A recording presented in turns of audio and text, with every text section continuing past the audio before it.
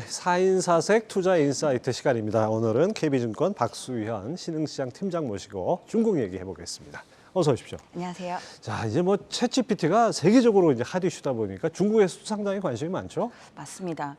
중국은 사실 챗GPT를 개발하는 기업이 어디지? 이런 의구심이 많이 드실 수 있는데 규제 때문에 많이 힘들었던 빅테크 기업들 중에서 바이두, 그러니까 네. 우리는 검색 엔진으로 알고 있는데 이 기업이 챗GPT 기술을 자체적으로 개발하고 있다. 이런 뭐 보도들이 많이 나오면서 물론 아직까지 실제 오픈 AI처럼 이런 플랫폼이 나오거나 예. 이런 건 아니지만 기대감으로 사실 빅테크 나머지 기업들은 주가가 최근에 좀 부진한데 유일하게 바이두만 상승세를 좀 나타내고 있는 상황입니다. 네, 하여튼 중국도 뭐 빅테크들이 있으니까 또 네. 거기 대항마를 또 만들어내겠죠.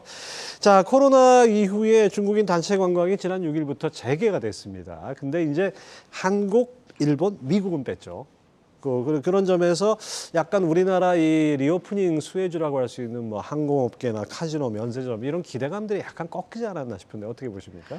네, 상당히 아쉬운 부분이기는 해요. 저는 이게 길어봤자 한 달 정도 이렇게 생각하지 않았는데 다행히도 우리나라 한국질병청장이 발표한 바에 의하면 중국에 대한 비자 제한을 조기에 해제하겠다라고 이야기는 하셨던데요. 문제는 이제 중국 측에서 아까 잠깐 말씀드렸지만 눈에는 이에는 이 전략으로 먼저 나서서 완화해주는 그림을 좀 보이고 있지는 않아요. 그런 관점상 지금 문제는 중국의 리오프닝이 뒤에 말씀드리겠지만 생각보다 효과가 조금 미지근한 것 같다라는 게 시장의 좀 지배적인 의견이고 네. 숫자들도 실제 그렇고요. 여기에다가 중국이 1, 2월 달에 경제지표 발표가 없습니다. 그러다 보니 깜깜이 기간을 지나가야 되는 와중에 그러니까 이게 실적으로 얼만큼 연결이 되는지에 가늠이 안 되는 상황이어서 지금은 좀 반등이 여기서 추가로 나오거나 모멘텀을 더 기대하기가 조금 어려워진 구간은 맞는 것 같습니다. 네. 전에도 뭐 이 시간에서 말씀드렸던 것 같은데요. 리오프닝 관련한 수혜라 그러면 우리가 눈에 보이는 뭐 항공, 여행, 뭐 면세점 뭐 이런 것들도 있지만은 보이지 않는 산업재 관련한 것들이 중국 경기 회복과 함께 연관이 되지 않겠습니까?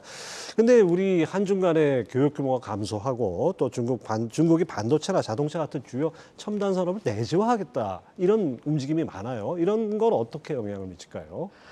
일단 첨단 산업의 이 내재화는 중국이 큰 야망을 이제 포부를 제시했는데 미국의 이런 제재나 이런 압박들 때문에 본격적으로 재개하고 있지는 못한 상황이에요. 네. 그래서 여전히 이건 좀 어렵다고 보고요. 그런 관점에서 지금 취하고 있는 전략이 미국의 동맹국들 중에서 중요한 기술력을 가지고 있는 국가들이랑 좀 잘 지내봐야겠다.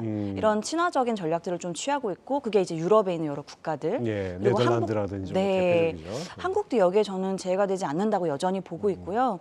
물론 지금 비자 이슈가 있긴 하지만 여기 관련돼서 포문을 열 수 있는 이벤트가 충분히 생길 수 있다고 생각합니다. 자, 그리고 이제 중국의 올해 춘절 소비 데이터가 발표됐는데 팀장님 리포트를 보니까 춘절 소비 데이터의 3가지 특징을 정리해 주셨더라고요. 구체적으로 좀 설명 좀 해주시죠.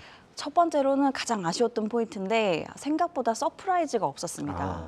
뭐냐면 우리가 기대했던 건 보복 소비, 이 보복에 사실 방점을 많이 뒀었는데 보복이라 함은 코로나가 생기기 전의 숫자보다 좋아져야 보복이라고 네, 우리가 볼 수 그렇죠. 있는 기준이 생기는 건데 아쉽게도 코로나가 생기기 전인 2019년 대비해서는 사실 그로스를 나타내지 못했습니다. 그러니까 2019년이 100이라고 치면 전반적인 소비 데이터가 90% 밑에. 여행객 수도 그런 식이네요. 네, 그래서 전반적으로 좀 그런 상황이어서 지금은 보복 소비를 기대해서 막 주가가 달렸던 부분들이 그렇지 않네 이러면서 지금 좀 실망감을 드러내고 있는 상황이고 여기에 관련해서 제가 좀 말씀드리고 싶은 거는 보복 소비가 왜 안 나올까? 제가 하나 단편적인 예를 말씀드리면 관성에서 저희가 관성의 법칙을 좀 볼 필요가 있는데 네.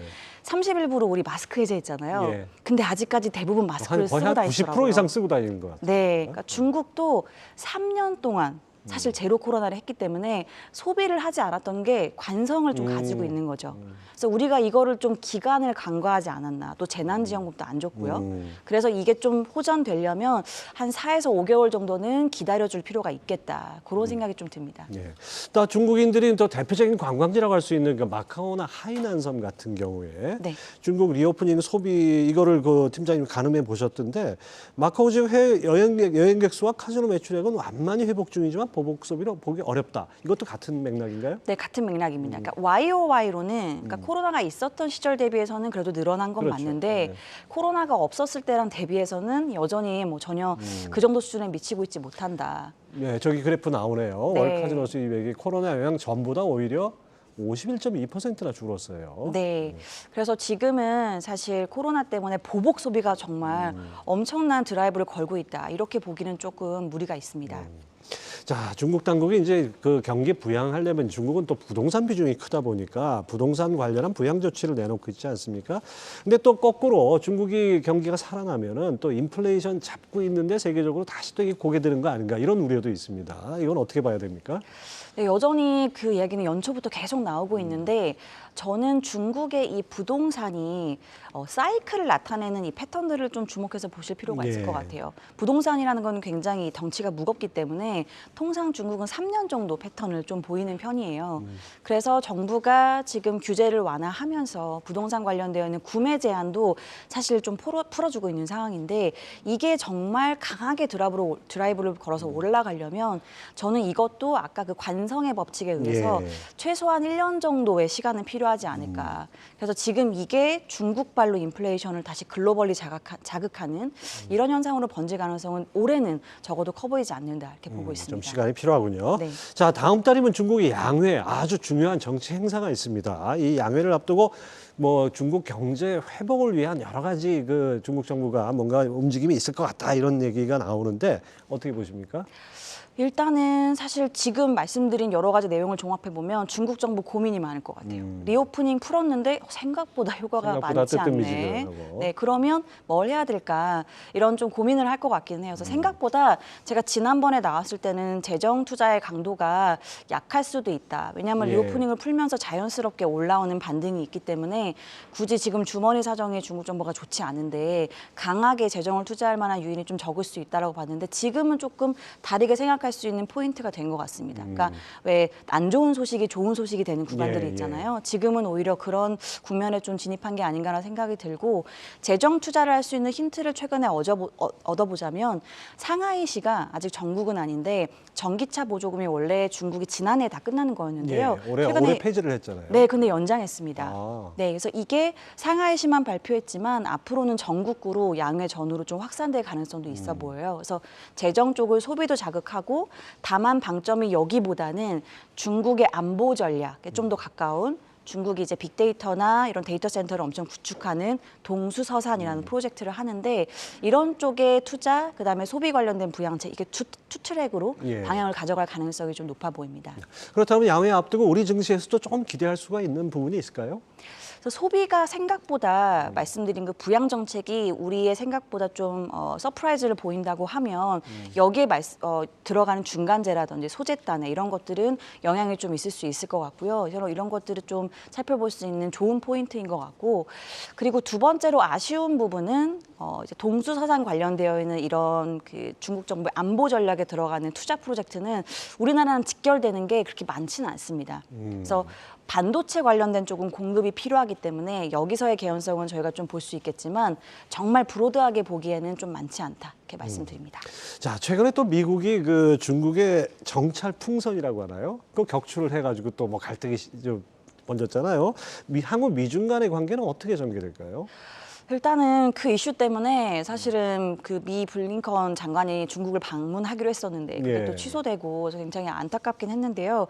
이게 내부 보도를 보니까 그 정찰 풍선을 발견하고 바로 격추를 한 게 아니고 시간이 좀 한 일주일이 지체됐다라는 걸렸죠. 얘기가 나오더라고요. 그러니까 바이든 대통령도 좀 조심하고 있는 측면이 중국이랑 강대강으로 지금 맞서려고 하는 상황은 좀 아니지 않나 이렇게 좀 생각을 가지고 있고 그렇다고 하면 상반기에는 일단 미국도 경기가 어떻게 될지 조금 불확실성이 있잖아요. 그래서 금리도 어떻게 할지 속도 조절에 대한 얘기가 좀 나오고 있는 상황이고 그래서 상반기보다는 오히려 하반기에 미중 갈등은 좀 저희가 더 이슈를 주목해서 볼 필요는 있을 것 같아요. 왜냐하면 2024년에 미국 대선이 있기 때문에 그렇죠. 네, 네. 그래서 상반기보다는 하반기에 조금 더 시장에 영향을 주는 이벤트일 것 같습니다.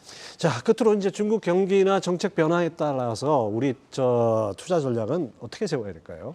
일단은 양회를 좀 보긴 해야 되는데요.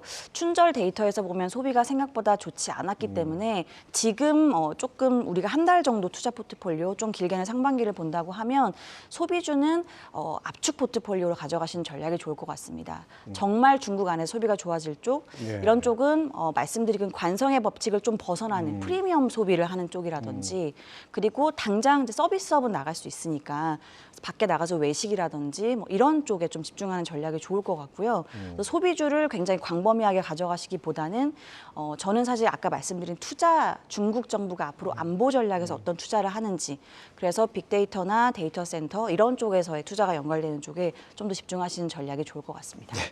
잘 들었습니다. KB증권 박수현 신흥시장 팀장이었습니다. 4주 뒤에 뵙겠습니다.